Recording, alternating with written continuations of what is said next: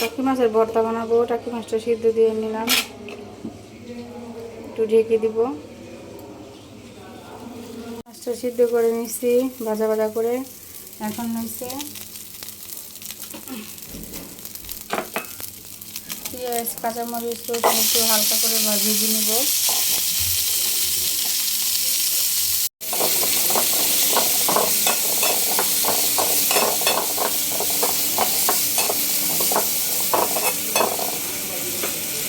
ভাজা এই যে এখানে কাঁচামরিচ, ধনিয়া পাতা, রসুন, পেঁয়াজ একসাথে টেলে নিছি, হালকা একটু লবণ দিচ্ছি। এটা এখন ভালোভাবে বেটে নেব। বিসমিল্লাহির রহমানির রহিম।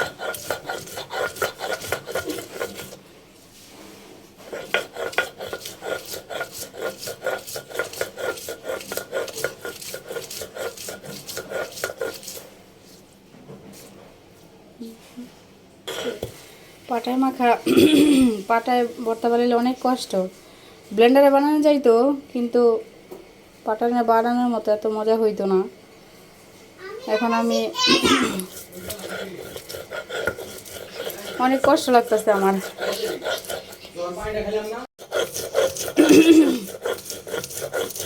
ঠান্ডা লাগছে, গলায় বেজে বেজে যাইতেছে। ভর্তা বানাইতে বানাইতে আমি অস্থির হয়ে গেছি। আপনাদের দাওয়াত রইল, সবাই আসবেন ভর্তা খাইতে। এই যে এখন টাকি মাছটা দিয়ে দিলাম। আমার হাজব্যান্ড আর আমার মেয়ে আমার ভাতের ভর্তা অনেক পছন্দ করে। আমি মাঝে মধ্যে বানাই, দেখা যাচ্ছে এত ভর্তা বানানো হয় না, ওদের জন্য বানানো হয়।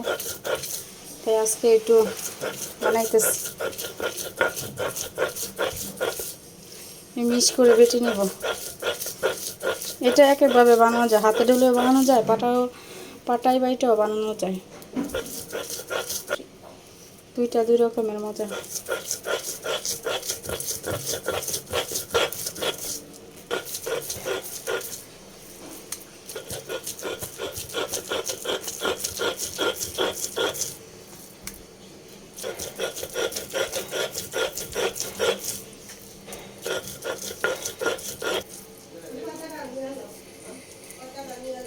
আমার মেয়েকে এখন পাটায় একটু ভাত মাখিয়ে দিব,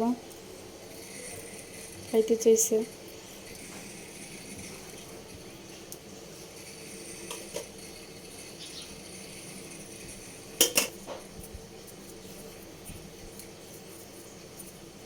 আমি একটু লবণ বেশি খাই, তার জন্য বকাও খাই হাজব্যান্ডের হাতে।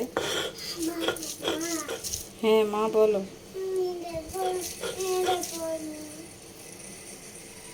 এটা পরলে এখন গরম লাগবে তোমার জামা।